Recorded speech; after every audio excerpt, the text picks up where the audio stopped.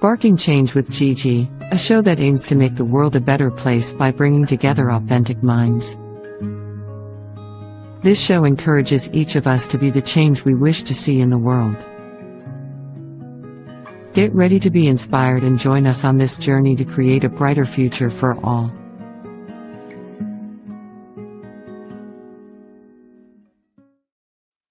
Welcome everyone to Sparking Change with Gigi. I'm your host, Giovanna Tardarone, and today I'm honored to welcome Dr. Kathy Casey to the show.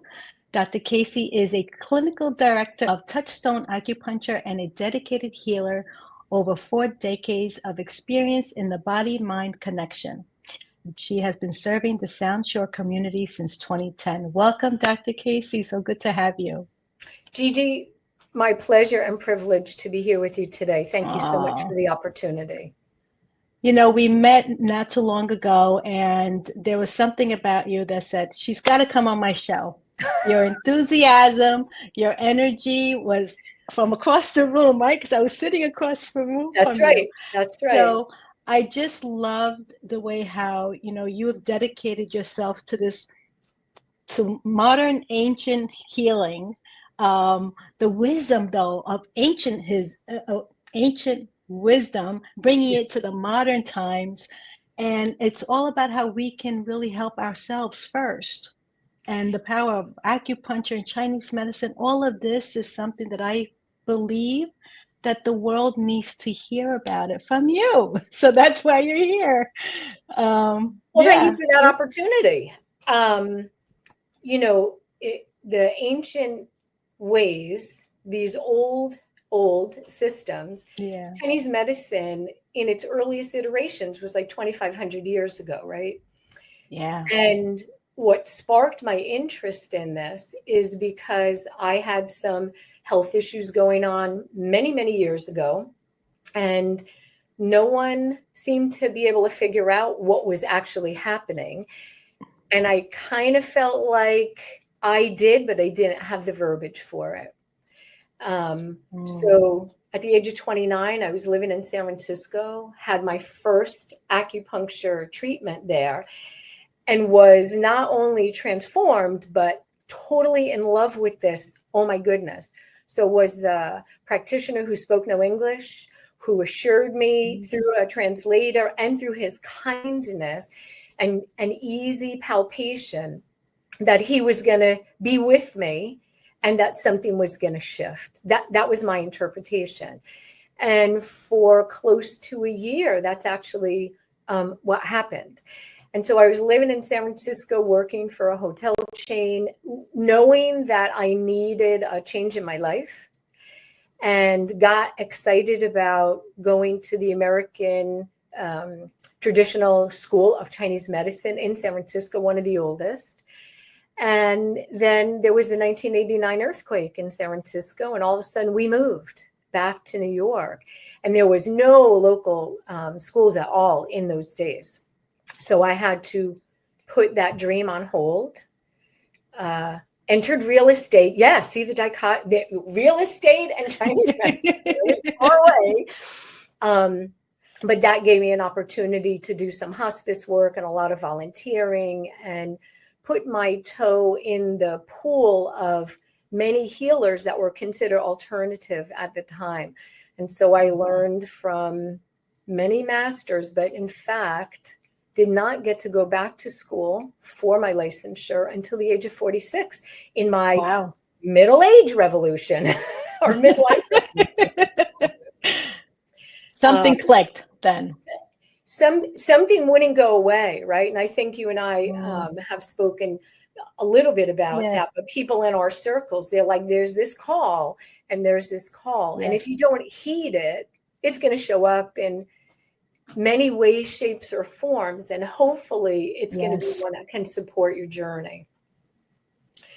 But, you know, traditional Chinese medicine, it's a pretty ancient practice, changed in iterations, but it's so different from the other systems that are out there, maybe akin to Ayurvedic, but it's looking at different patterns of how the body loses harmony, as opposed to what is wrong and not working. And I'm not really certain, although all my patients will come in and use some kind of sentence or statement akin to that. They know that something's off, but it doesn't click a box necessarily. Right. And so, I am also part and parcel of the conventional medical system, as most of us are, which I have great respect for. In fact, I am the daughter of a physician, and he had good foundational ways that kind of aligned with Chinese medicine, which is really about lifestyle management.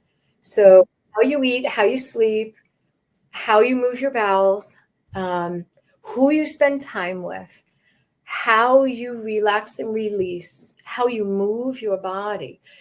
All of these are fundamentals, and they're not very sexy all the time. They don't. But when I'm sorry, go yes. ahead. No. I was going to say before you used the word harmony, and it's if they are not in, if their body's not in alignment with all of the components, like you just mentioned, then there's disharmony in the body. That's right. And so in the philosophy, it's not, oh, here I have a stomach ache. Oh, okay, here's this thing for stomach aches. But, I'm Kathy and you're Gigi. And we might have a report of something that sounds the same, but has a totally different root cause. So Yes. we're always kind of looking at, well, what's out of balance and how can we bring that back into balance? So from an acupuncture standpoint, these tiny little metal needles, we know that metal conducts electricity and the body runs on electricity. So I found it fascinating that you could find certain points on the body, which it's not like I have nighttime vision or psychic vision. They're anatomically found. So if I need to find a point on you or a child or an elderly person, it's just based on their anatomy. But this is conducting electricity. And one of my favorite researchers, Dr. Helen Langevin, did this thing where, she puts a needle into the skin and then you're able to pull it up and it's actually connecting to the fascia, which creates an immune response in the body. And all these biochemicals start going back and forth to the brain, to the solar plexus, to the actual organs throughout. And you're like, oh my goodness. And guess what? Why does that work? Because the body knows what it's supposed to be doing. And so from my perspective and my practice, the body is a miracle. I have seen the miracles. I have experienced the miracles. And the miracles aren't like, you're 25 years younger, although that would be a nice miracle. But it's really that something shifted. And so it's easy to describe, here's the tendon, here's the glute, here's whatever. This is what we're going to be doing. But the ancient people, 2,500 years ago, they didn't have x-rays. And they didn't have ways of looking inside. So what did they do? They observed everything. They observed you in your natural setting. So everything in the environment, who we live with, who we spend time with, the house that we inhabit, the land that we walk on, has an impact on us. Everything matters, actually. And that's really looking at it from a holistic point of view, I would say, because it's really examining from a very natural, like you said, environment to see what could be the cause, the root cause, right? Because, there's a part that, we all know, we go to the doctor today in a traditional way, they're taking care of the symptoms that you have.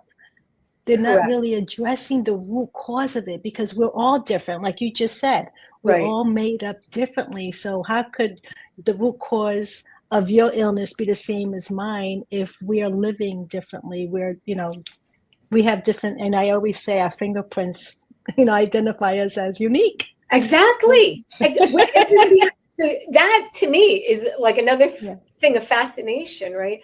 But when in this practice. So I remember one time years ago, so I returned to school at the age of 46 and graduated at the age of 50. Yay for me.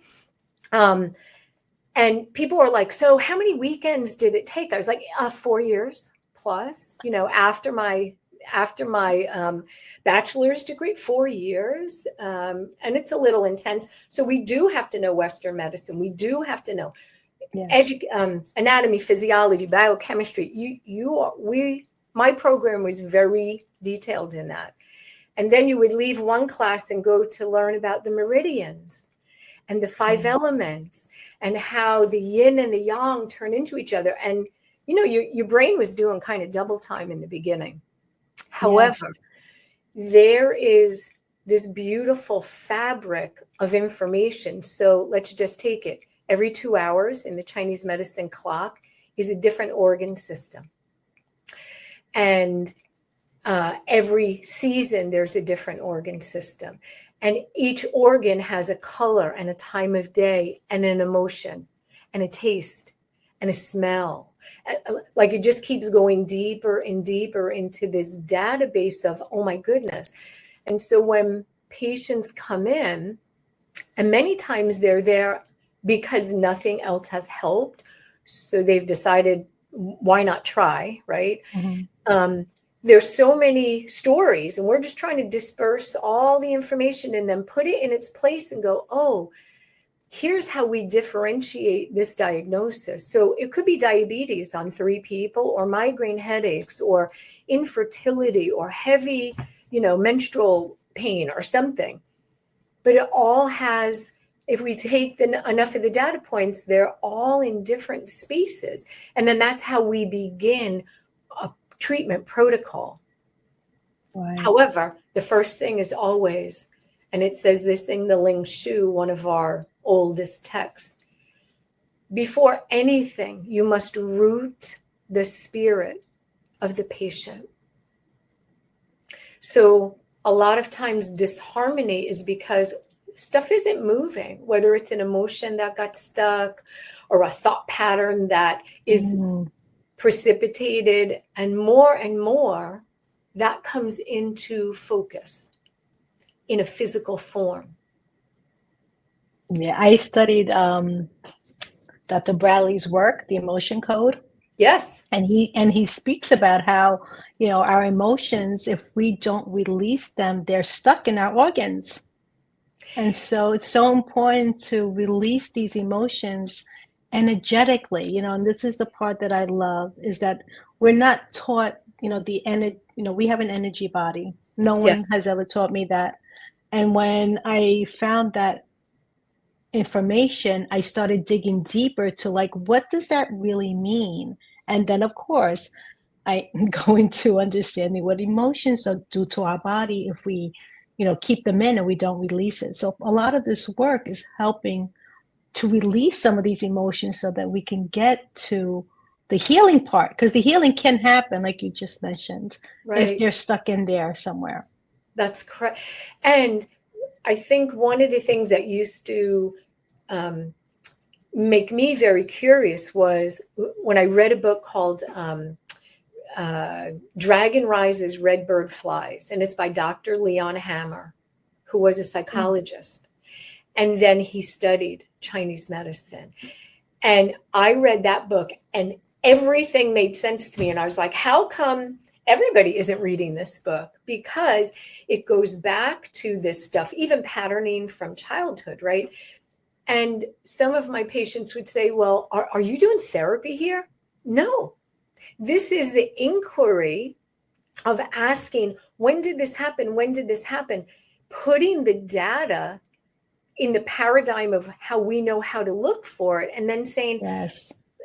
And I don't say this to patients, oh, you have a liver qi stagnation, which is pretty common in most humans, because we just have frustration and you can't always act out when you want or say what you want.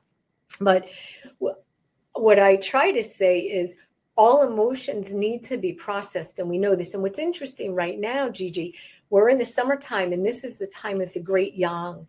And in the summer is the celebration of the heart meridian, the heart and the small intestine.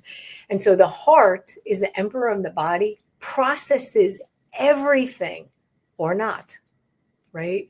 And so some patients, or worried because they're like, well, what if I don't remember what?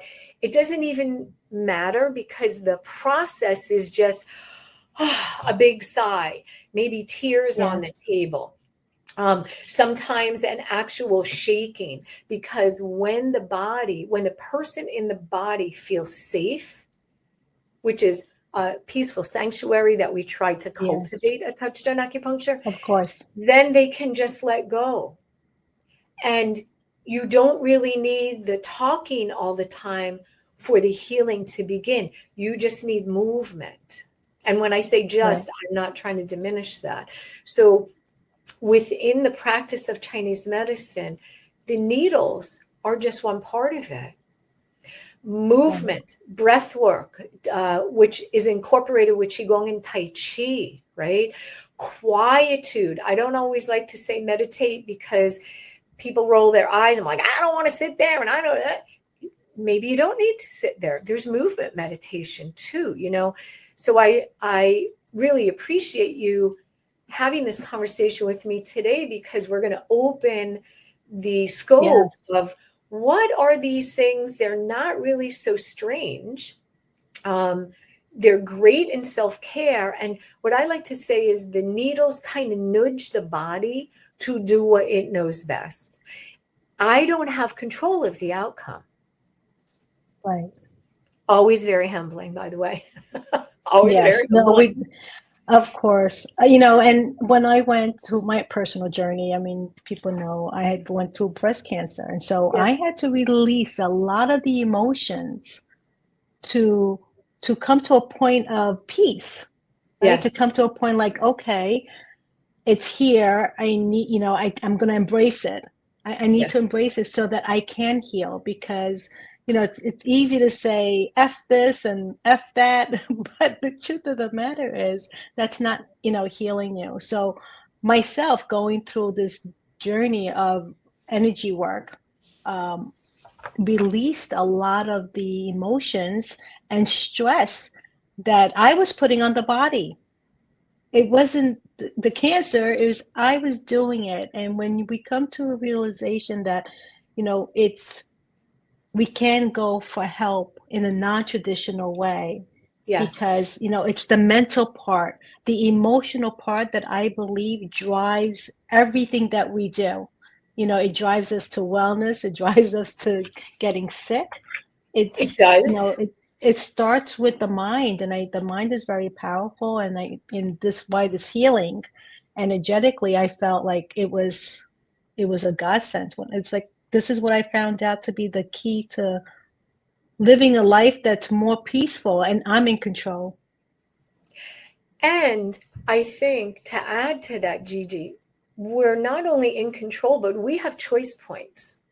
Yes. And I think, and I'm just going to speak as a woman here, because from a societal standpoint, we're kind of, we all fall into a particular category.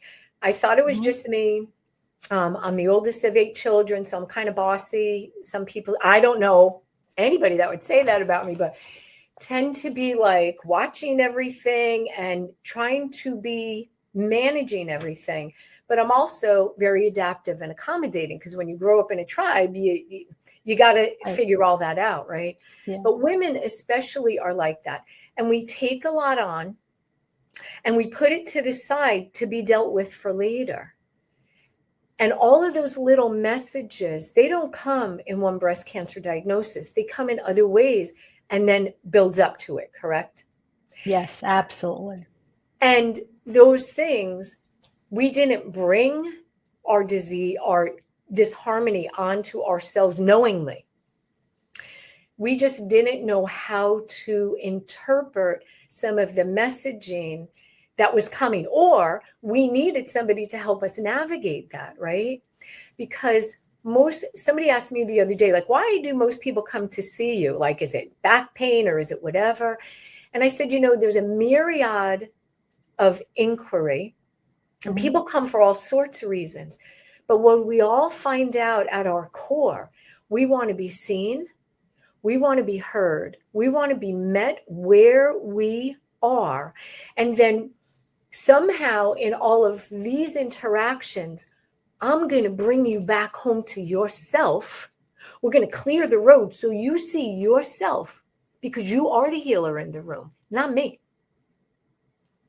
And I think that is kind of what you were saying. And I'm sorry if I got too excited again. No, that was perfectly said. No, perfectly said. Sometimes, I say it right from the heart. So however it comes out, it comes out. But, Yeah. You really put it into perspective that, we do want that acknowledgement that we exist and that we're important. And that Yes. self-care for us, as women, we're taught that family comes first. Kids come first. But, Yes. you get on the airline, right? And you hear them speak before we're taking off, and they're like, make sure you put your mask on first before you put Yes. it on anyone else. So we're like, wait, that's contradicting to what we've learned. We learned everybody else comes first, right? So you're right. And I do believe that, I think through these challenges, I'll call them, that you Yes. encounter in life, it's absolutely 100%. You're right on the target when you said it's trying to bring you back to who you are originally, and that you can take care of you first. Yeah. And, also just as an aside to that, this is no shame, no blame on anybody. We've all had different experiences. It's really my actual belief that I chose to come back in these tumultuous times to bear witness, number one, and experience how we can gather community. And these kind of conversations, I hear them in my treatment room a lot, but people don't speak openly about these things because they feel shame, or they're blaming somebody if they say something. And then they're like, well, how did I get here? Also, there's not a wide open space of, well, how do I climb out of this? Or where is some of my hope and optimism that I can, sit on? Do I go and read Joe Dispenza, which is one alternative, right? Like, Yes. So to me, and probably to you too, because we tend to be a little curious, and we there's so much here to know. I want to know it all, which is totally impossible. But I'm curious enough to go out and start asking the questions, whereas other people might not have that personality tweak, or they don't know where to start. And I know, believe me, that having this kind of programming where you're helping to see that everyday people have the same struggles. We are just human, and we need to be kind to each other. That's it. The end. Yes. And, in the word community, there's the word unity. And I say that because when we are together, we flourish.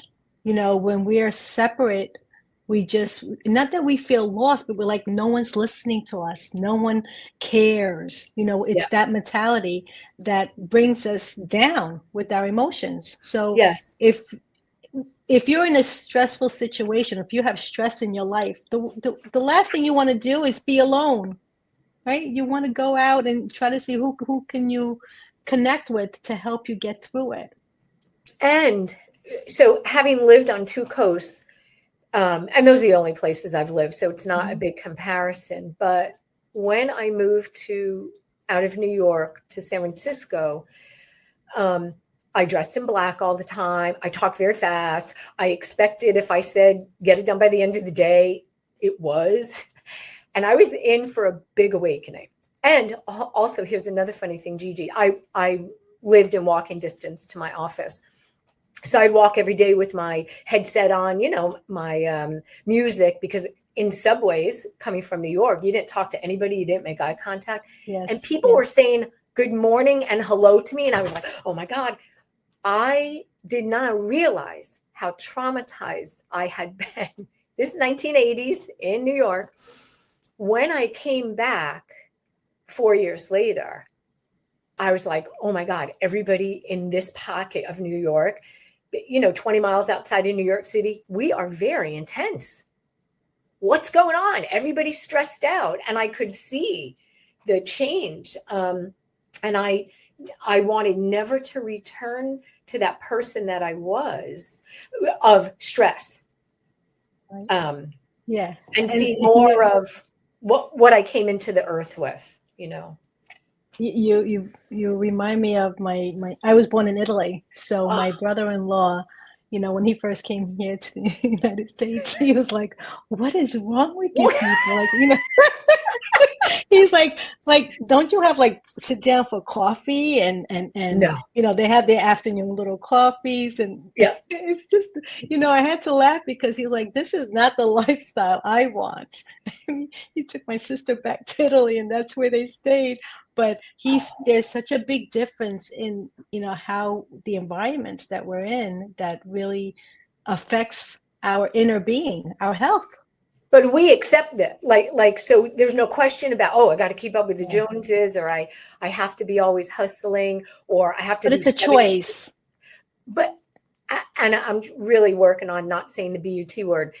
It is a Okay. choice. And I'm not sure that everybody knows that all the time. Correct. And I'll go down this path. When I realized that, a lot of my beliefs are programs, and we talked about Dr. Bruce Lipton. I adore him, and so do you. Yep. When he really explained it in the book, in the Biology of Belief, I highly recommend it if anyone has not read the book. Yes.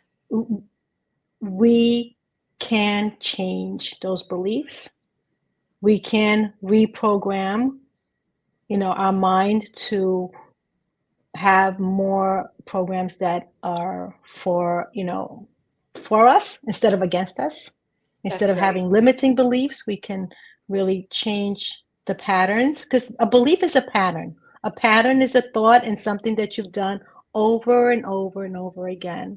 That's right. So if you are ready for the change, but that's the commitment. It's like, I was ready for change. I was ready for change so much that my show is called Sparking Change.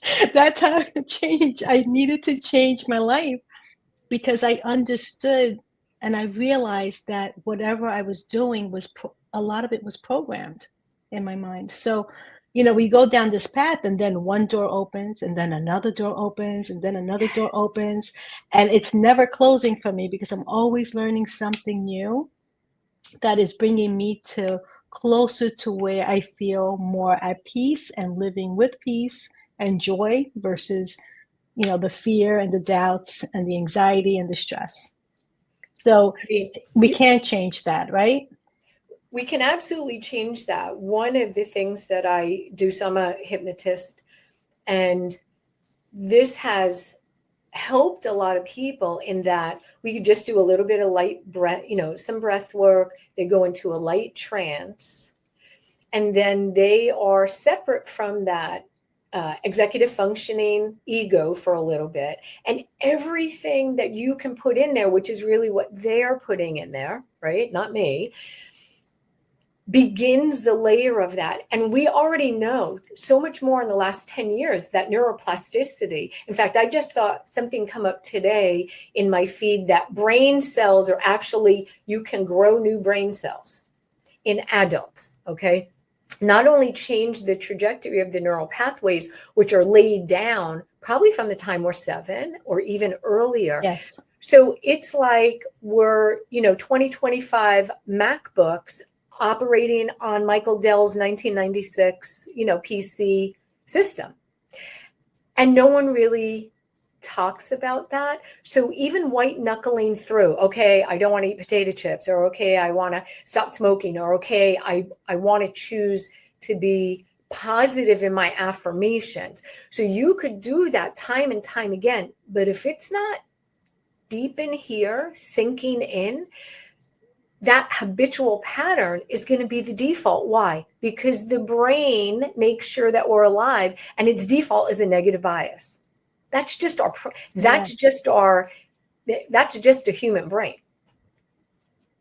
That's just a human brain. Yes, and we can definitely, I don't think enough people know that they can go and do the inner work. That's what I call it, inner work. It is. To actually create the changes that they want. I don't know if you heard of Psych K. It's another modality that I studied. And No? Dr. Bruce Lipton also recommends that as one of the modalities that within less than 10 minutes, you can reprogram a new belief in your subconscious mind. But again, it's understanding what is the subconscious mind. Some people don't even know. They know they have a conscious mind, but what's a subconscious mind? And that's where I'll let you speak. Go ahead.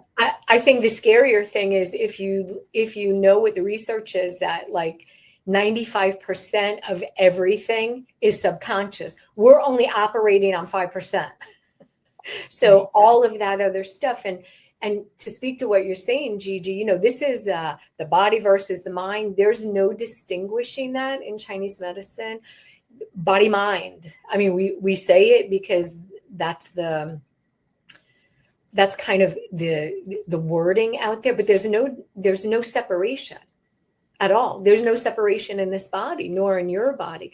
And one of my favorite researchers in that is Dr. Ellen Langer. I don't know if you ever heard of her. No. She's great. She was the first tenured professor first female tenured professor up at Harvard. And she's known as the mother of mindfulness. And she's still around, and she grew up in the Bronx, which is where I grew up. And so I kind of had an affinity for her. But she talks about how, placebo effect can actually make you well. Right? Because if you believe it, going back to Dr. Lipton's stuff and everybody else. Joe Dispenza, yeah. Yeah. Yeah. I love that part because that part is not taught. Until you actually apply it and you feel it and you experience it, then you can talk about it. And so it's someone who's willing to go out and try and be curious, and ask the questions. And just like you said before, it's like, if this doesn't work, there's another way. Never accept that there's no other alternative way. I mean, that to me is like saying I quit. And why would you do that to yourself, right? Because there's infinite ways that anything can happen, infinite ways. So, I highly recommend the work that you do, because if nothing worked, there's something that's going to work. There's always something for everyone. That's how I see it. Let's talk about a little bit on, the mental health side. Sure. And I'm sure you've seen patients come in because it's a big topic. It's a big topic. How do you help, people that come in to just address that part of their emotions on the mental side? So, and I know what lane I'm staying in. So there's plenty of my patients, many patients, in fact, and a big portion of my patient population is female, and they range between the ages of like 40 to 65. And this is the time period where this perimenopausal shifts in hormones begin to change, right? And thank you to everybody who's out there talking about this, because this needs to be addressed. So there's a lot more conversation about like the 100 ways that your disharmony of hormonal shifts can be showing up. Irritability, insomnia, mood swings, just to say 3, right? So all of those are going to impact your mental health. This is not necessarily a mental health issue.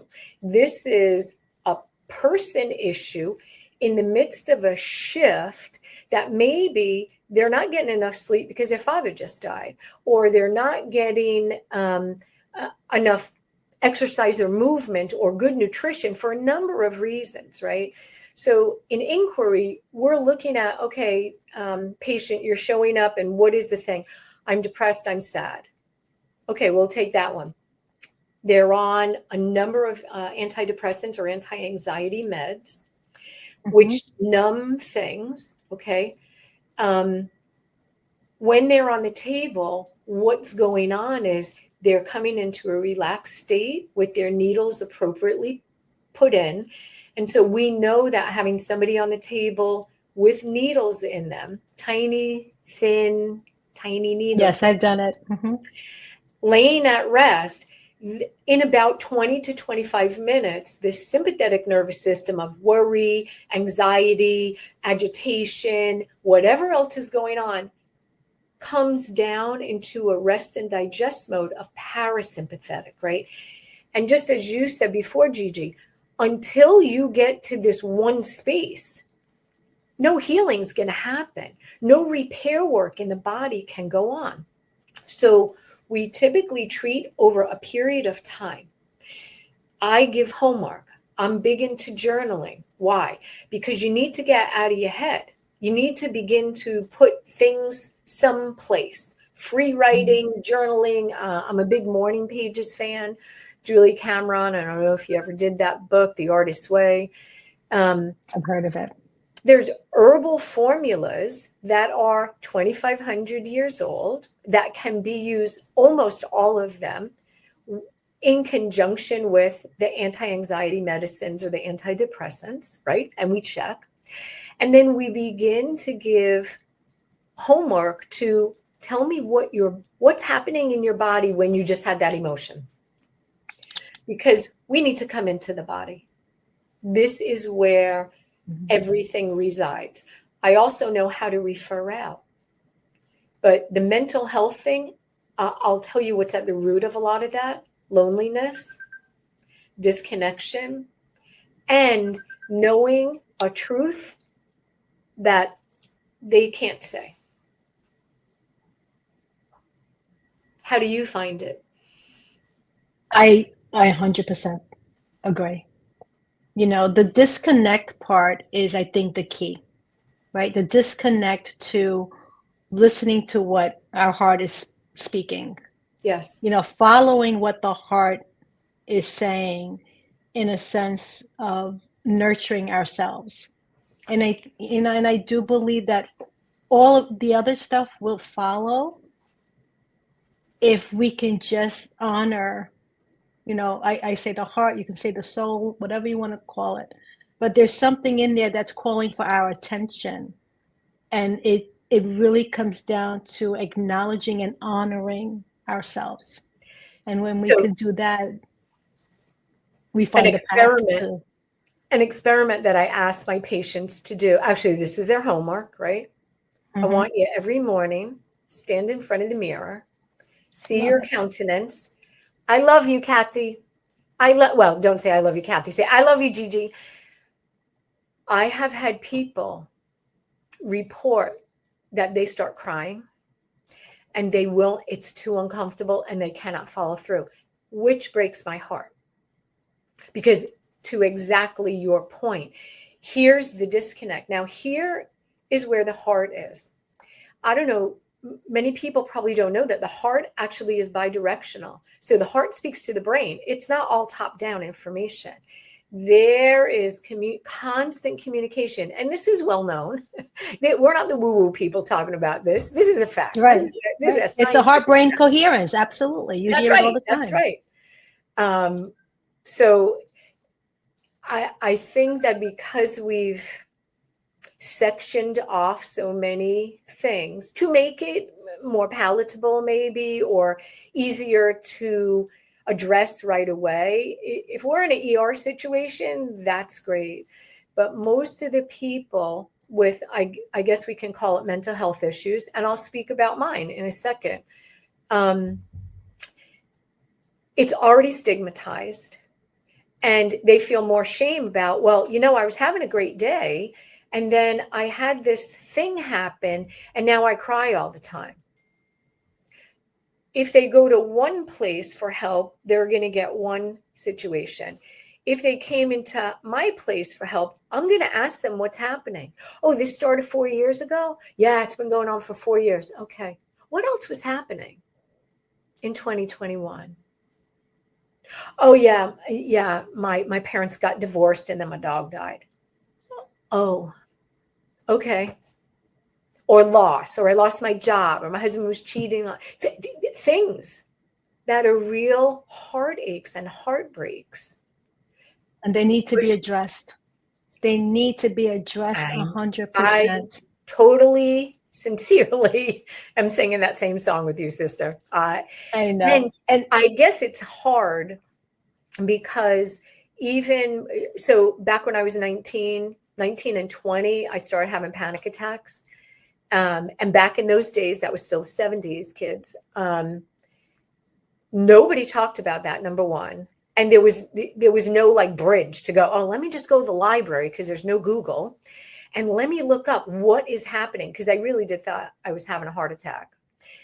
In hindsight, so my family was great. And my father kept saying, you could tell us anything, whatever's going on in your life.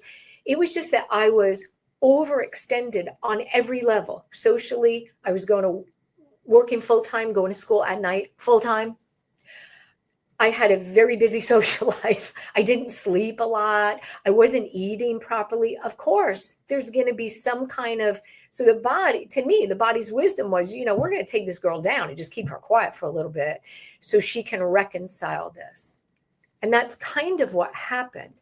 But I had the support, right? So nobody stigmatized me and nobody said, you need pills. How did I find my way out of that? Through writing and then through my own research and practice, right? So maybe like you, I've been on the seeker's, wheel, yes, or the journey of total relentless curiosity about everything, mostly myself, because if I can understand myself, I can show up better for you. I can, and not only a better service. Yeah, go ahead. Yes. Sorry. And yes, to that, I was going to say, we can serve others. Yes. Not only from a place of where we've been there, we understand. That's right. But we can also guide them, lead them to discover on their own, because this is an experience that they have to go through and experience on their own. Like, it's not just reading about it, because we can do a lot with reading, but information is not transformation, right? There's exactly.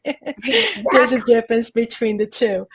So exactly. I love that, again, it's from our own experience that we bring this out to the world, because we can't, if we have the secret to a better life and we're keeping it to ourselves, then I don't think we're going to be rewarded for that. We'll get rewarded if we are sharing it.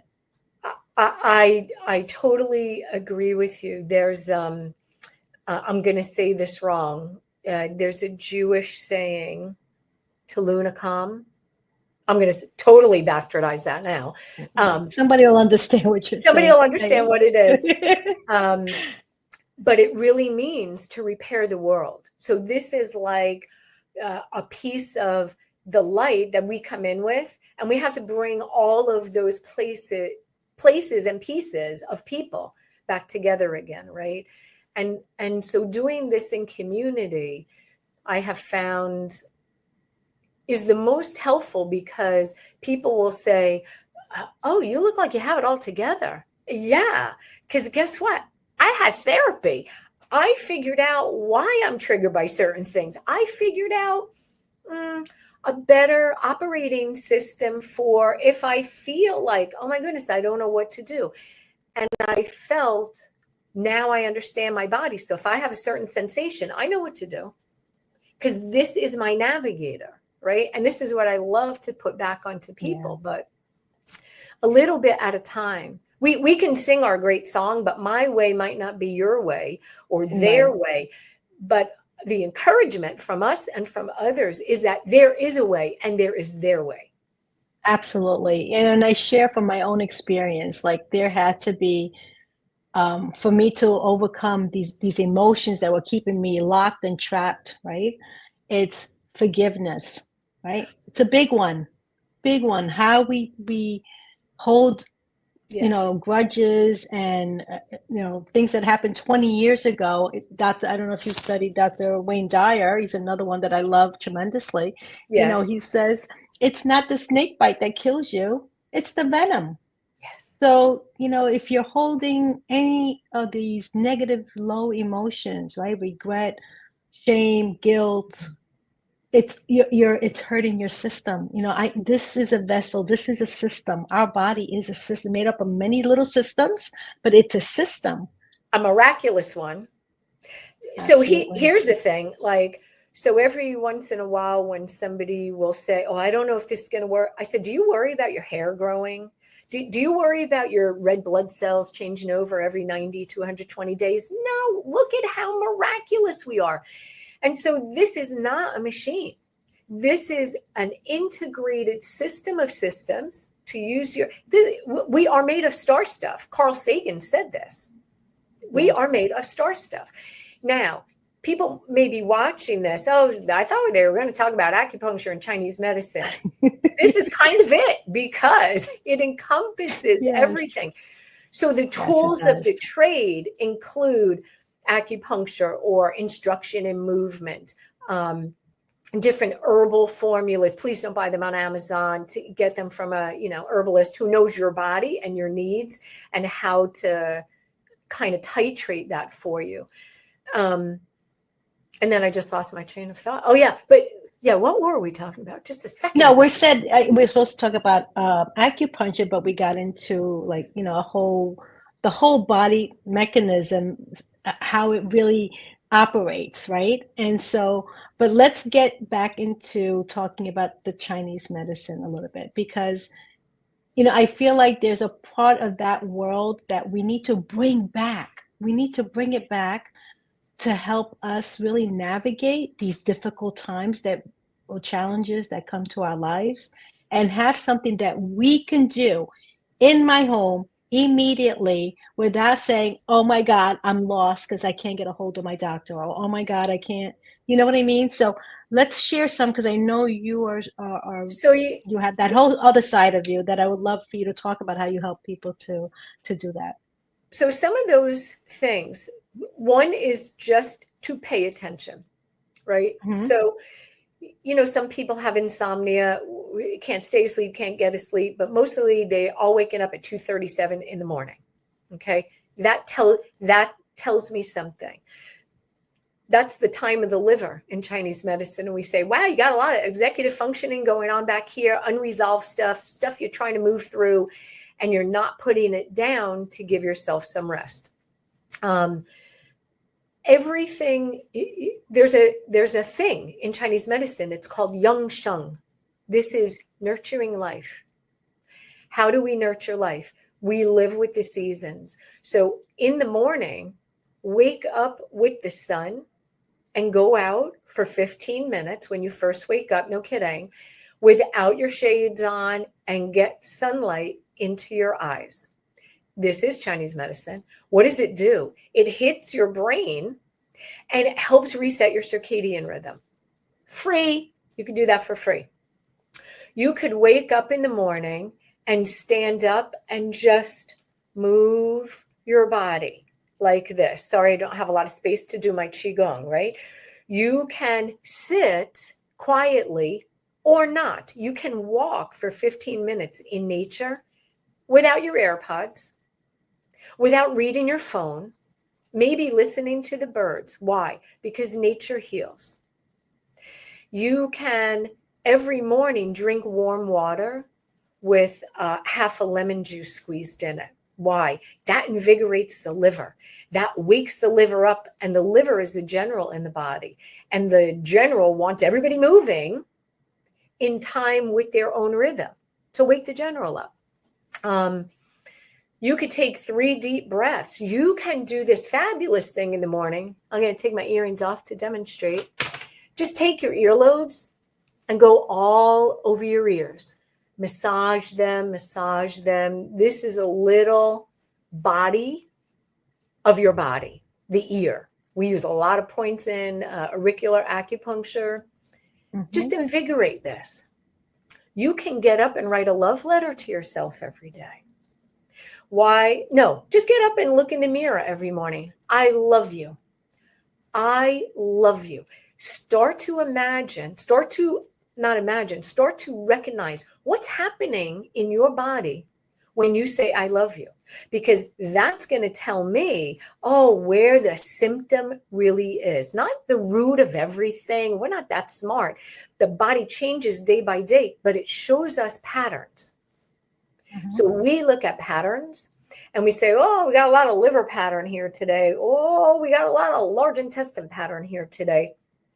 And then they have a pair. So the lung and the large intestine are a pair. You have constipation. I'm going to ask you to breathe. I'm going to ask you to tap your lung points up here. Why? Because we could treat the lung and help the large intestine, or vice versa. But right now, Amazing. in the season of Great Yang, in this summertime, and I don't know when this goes, but today is July 8th, 2025. Go sing a song to your heart space. You can just hum. This calms your vagus nerve. Is that Chinese medicine? Of course it is, because it's in a body. But we know what it does. It calms everything. And then open this heart space up, because this is the time of the heart. This is the best time to make adjustments in how you feel about yourself first. Everybody else is second. That doesn't mean don't feed your children tonight. That just means take 5 minutes, take 3 minutes and say, I always have a choice. I love my kids. I want to walk my dog. I'm going to go volunteer someplace. I love that. I was going to say, give us one piece of wisdom, but you gave us 20 pieces of wisdom right now. So thank you so much. Here's another place. Just tap here. This is at your third eye. And a point in Chinese medicine we call yin tong. Open my mind, calm my shen. Tap on the top of your head. Oh my God, we could do a whole thing on tapping. Tap here. Yes. This is Bai Hua. This connects. This has a rising energetic, and it connects us to the universe for divine interventions, divine downloads. We use it to hold in the baby. We also use it to clear the space up here. Oh my God, I have so much chatter going on. Dun. Sometimes in clinic, I walk around with this needled. We all need acupuncture.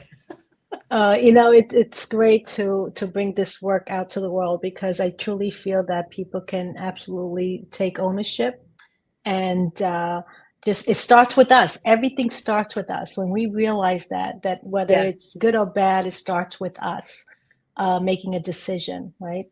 So how can people connect with you and learn more about the work at Touchstone Acupuncture? Yeah, you can visit my website at touchstoneacupuncture.com. I'm located very centrally in the Rockledge building in Mamaroneck at 1600 Harrison Avenue.